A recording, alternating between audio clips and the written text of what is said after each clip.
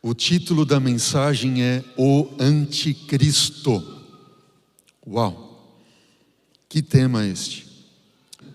É um estudo forte, é um estudo pesado, é um estudo revelador. Então o anticristo, para mim, ele não vem da China, não vem de Israel, não vem da Rússia, ele vem da Europa, de Roma. Ou seja, falando do anticristo. Veja só, Daniel 8, verso 24. Grande é o seu poder. Está se referindo à ponta pequena que surgiu depois dos 4 chifres, ou seja, referindo-se ao anticristo. O monstro que sobe da terra. Por isso que alguns falaram assim, é Nero, mas Nero vai voltar, o Nero, o rei de vivos. Como é que Nero vai voltar? Nero vai voltar numa outra roupagem. Não é que Nero vai reencarnar. Seria mais ou menos o seguinte, lembra que João Batista pregava no espírito de Elias, por isso que ele se vestia como Elias, fazia uma mensagem de advertência semelhante a Elias? Da mesma maneira, aqui, esse anticristo, essa besta de Apocalipse 13, é Roma que voltará ao poder.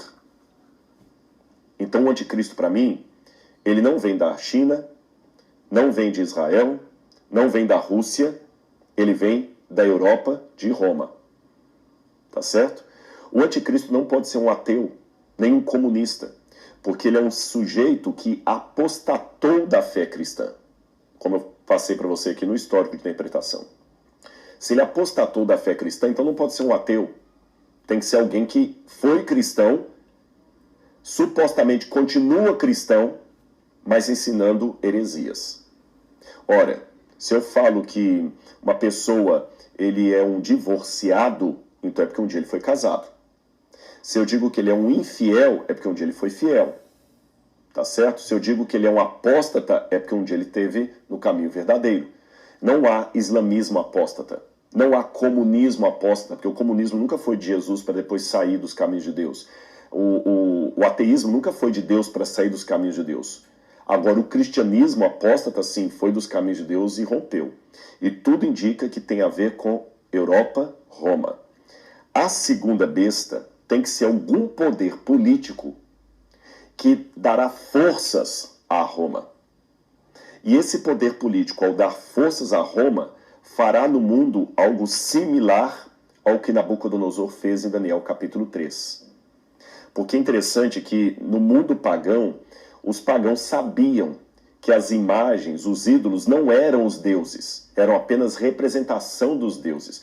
Por exemplo, no festival de Akitu, na Babilônia, que era o festival de fim de ano novo, melhor dizendo, provavelmente foi nesse festival que Nabucodonosor ergueu a sua imagem. A imagem era erguida, mas a imagem falava através de quem? Do representante do rei. Então, os profetas erguiam a imagem e a imagem falava através do rei. Era o rei que dava fôlego de vida à imagem.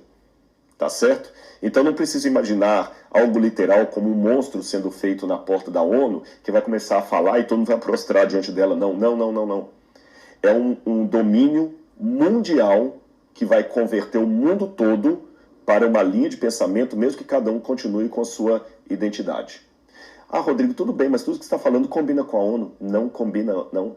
A ONU já se mostrou fracassada em resolver muitos problemas mundiais. A ONU hoje não tem moral nenhuma para resolver os problemas da crise no Oriente Médio.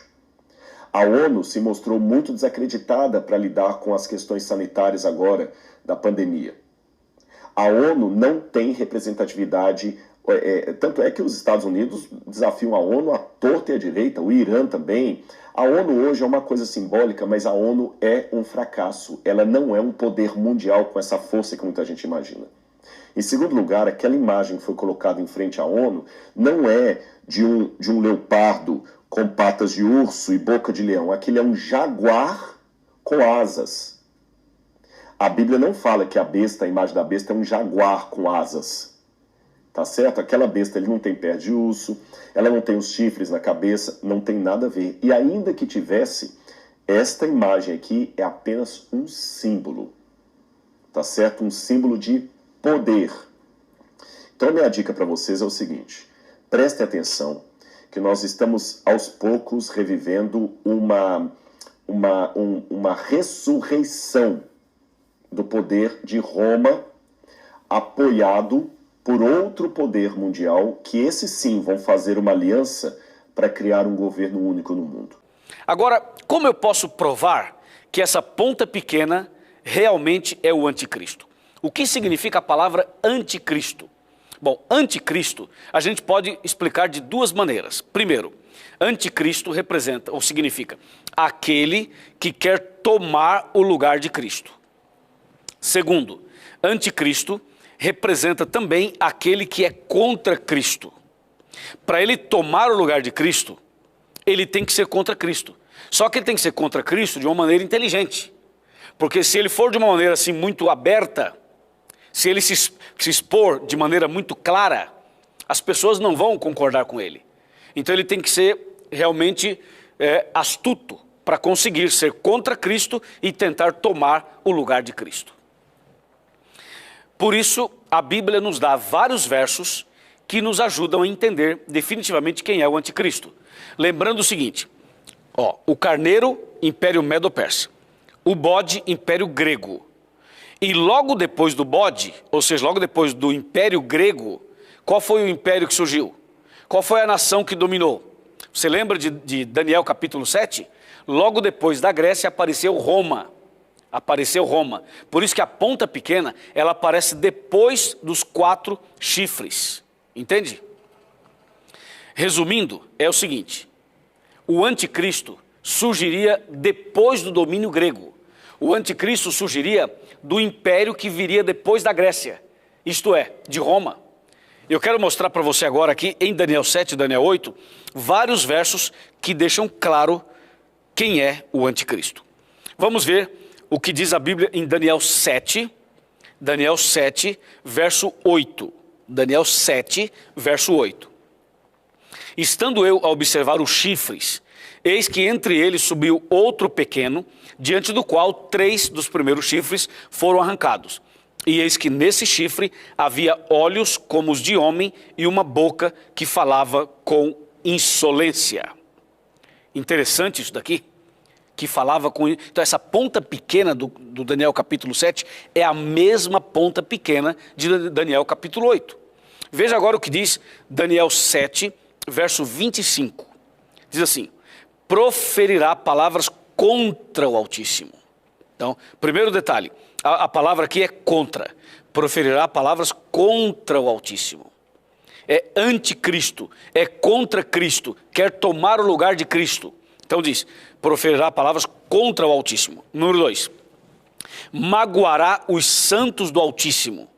Então, essa ponta pequena seria contra o Altíssimo e seria contra os santos do Altíssimo, isto é, contra o povo de Deus. Aí o texto continua e diz assim, e cuidará em mudar os tempos e a lei. Ora, se essa ponta pequena cuidaria em mudar os tempos e a lei, significa que a ponta pequena também seria contra a lei de Deus, contra os mandamentos de Deus, entendeu? É isso, então, é contra Deus, é contra o povo de Deus, é contra a lei de Deus. E o verso 25 termina dizendo o seguinte, e os santos lhe serão entregues nas mãos por 1 tempo, 2 tempos e metade de 1 tempo. Então essa ponta pequena, que é o anticristo, seria contra Deus, contra o povo de Deus, contra a lei de Deus e ainda iria perseguir o povo de Deus por 1260 anos, que são esses 3 tempos e meio que aparece aqui em Daniel 7, 25. Agora vamos ler um outro texto muito curioso. Esse outro texto diz assim, capítulo 8 de Daniel, capítulo 8, versículo 11, 8:11. Diz assim, sim, engrandeceu-se até o príncipe do exército. E diz, e dele tirou sacrifício diário. Uau, que impressionante isso. Então a ponta pequena também seria contra Cristo, que é o príncipe do exército. Entendeu? Então olha a lista. É contra Deus, contra o povo de Deus, contra a lei de Deus, contra Jesus Cristo, por isso é anticristo, porque é contra Cristo e porque quer tomar o lugar de Cristo.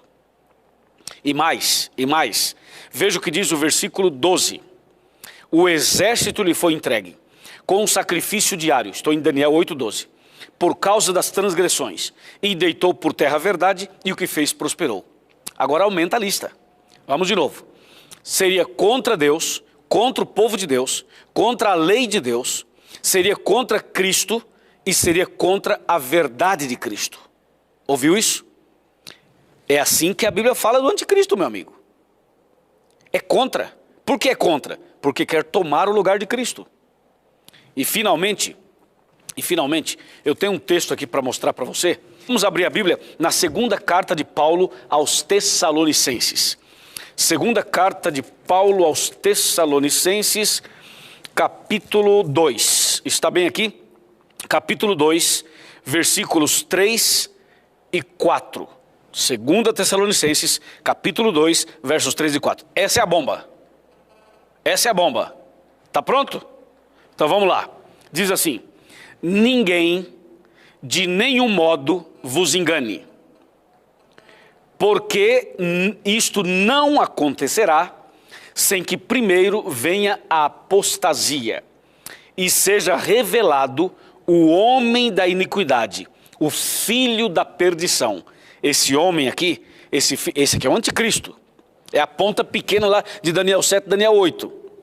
Então diz assim: e seja revelado o homem da iniquidade, o filho da perdição. Agora, olha a bomba no verso 4. O qual se opõe e se levanta a favor ou contra? Vai, a favor ou contra? O que diz tua Bíblia? A minha diz contra. E a tua? É a mesma Bíblia. Então veja, o qual se opõe e se levanta contra tudo o que se chama Deus, ou é objeto de culto, a ponto de assentar-se no santuário de Deus, ostentando-se como se fosse o próprio Deus. Isso aqui, que a gente acabou de ler, é o anticristo. Esse homem do pecado, esse filho da perdição, a Bíblia diz que ele se assentaria no santuário de Deus, no trono, como se fosse o próprio Deus. E eu pergunto, quem é que faz isso? Não é o sistema papal? Sim, é o sistema papal. Quando eu falo sistema, é porque nós não nos referimos a uma pessoa, mas nos referimos a um sistema, como diz a Bíblia, a um poder. Não é uma pessoa, um ser humano, o João, o Pedro, a Maria, não. É um sistema, é um poder. E a Bíblia é clara. Assentou-se no santuário de Deus como se fosse o próprio Deus. E o detalhe, o qual se opõe e se levanta contra tudo que se chama Deus ou é objeto de culto. Portanto, está claro a respeito do anticristo, que seria o poder religioso de Roma, como está escrito em Daniel 7 e também em Daniel 8.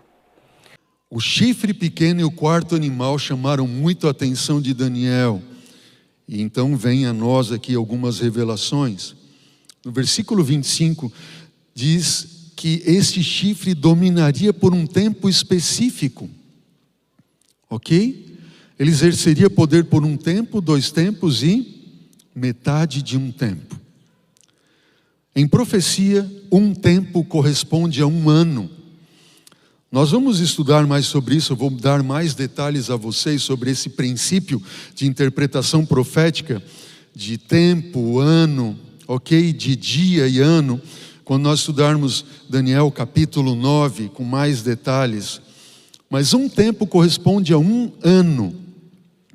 Um ano significam 12 meses. 2 tempos, 24 meses, 2 anos. E meio tempo, meio ano, 6 meses. Um total de 42 meses seria o domínio do chifre pequeno. 42 meses correspondem, segundo o princípio bíblico de Apocalipse e também ao calendário judaico antigo, 1260 dias, sendo que para cada dia na profecia, um dia corresponde a um ano, profeticamente falando. Ou seja, o chifre pequeno que dominaria por 3 tempos e meio, corresponde a 3 anos e meio, que significam 42 meses, é o mesmo que 1260 dias, que na profecia corresponde a 1260 anos. O livro de Daniel e o livro do Apocalipse mencionam várias vezes esse mesmo princípio. Veja, tempos, você encontra em Daniel capítulo 7, versículo 25, mas encontra também em Apocalipse capítulo 12, versículo 14. Você tem 42 meses em Apocalipse 11, versículo 2 e 13, 5. Destaque para o capítulo 13, que fala da besta do Apocalipse, que persegue também os santos de Deus. Por quanto tempo? 42 meses. E Apocalipse 11, versículo 3 e 12, 6, fala também do dragão, desse animal terrível que aparece no Apocalipse, perseguindo a igreja de Deus por 1260 dias, todos referindo-se ao mesmo período, ao mesmo poder perseguidor. Quando nós vamos a Daniel capítulo 7, olhando para as nações e os domínios, eu quero que você veja na tela agora, você tem Daniel capítulo 7, ali na coluna verde você tem a revelação dos animais, as nações ao centro e o tempo de domínio ao lado. Veja, Daniel capítulo 7, então você tem o leão, Babilônia, você tem uma sequência histórica, 605 a.C. até 539 a.C. Depois você tem um urso, representado a Média Pérsia, 539 a 331. Depois a Grécia, 331 a.C. até 168 a.C. Depois o Império Romano, que dominou de 168 a.C. até 476. E aí nós temos o surgimento do chifre pequeno, que significa Roma também religiosa, política e religiosa, o seu domínio, que se daria por 1260 anos. De quando a quando? A profecia irá revelar para nós, e nós vamos preencher o restante deste quadro. Veja, quais seriam as ações desse chifre pequeno? Que ações ele faria? Diz Daniel 7:25, que ele falará palavras contra o Altíssimo. Ou seja, o chifre pequeno é contra Deus. Ele oprimirá os santos do Altíssimo, ou seja, ele é contra o povo de Deus. Ele tentará mudar os tempos e a lei de Deus, ou seja, ele é contra Deus de novo. E os santos lhe seriam entregues nas mãos por um tempo, 2 tempos e metade de um tempo. Ele é contra o seu povo. Contra Deus, contra o seu povo. Contra Deus, contra o seu povo. Que mudança é essa dos tempos e a lei? Bom, os tempos, segundo o livro de Daniel, no capítulo 2, no versículo, deixa eu ver aqui para você, 21, se não me falha a memória, versículo 21, Daniel 2, 21, diz assim: Ele, o Senhor, é quem muda o tempo e as estações, remove reis e estabelece reis. Ele dá sabedoria aos sábios e entendimento aos inteligentes. Quem é o único que pode estabelecer tempos e estações, segundo o livro de Daniel? Deus. Agora, o poder do chifre pequeno diz que pode fazer o quê? Pode mudar os tempos. Ou seja, ele quer se colocar no lugar de quem? Quer se colocar no lugar de Deus. E ele muda a lei. Que lei é esta? A lei de Deus. Ou seja, um Deus que estabelece o seu reino, o seu domínio, ele estabelece também leis para que o seu governo, o seu domínio, sejam ali governados. Mas o chifre pequeno, ele muda a lei de Deus. Ele altera a lei de Deus. Porque ele quer se colocar no lugar de quem? De Deus. Vejam, o que é que o diabo Satanás quis fazer lá no céu? Não quis subir ao Altíssimo, erguer o seu trono, ser como Deus, semelhante ao Altíssimo e assim por diante? Ele conseguiu fazer isso no céu, sim ou não, igreja? Mas ele fez e faz na terra através de um poder instituído por ele. Que poder é este?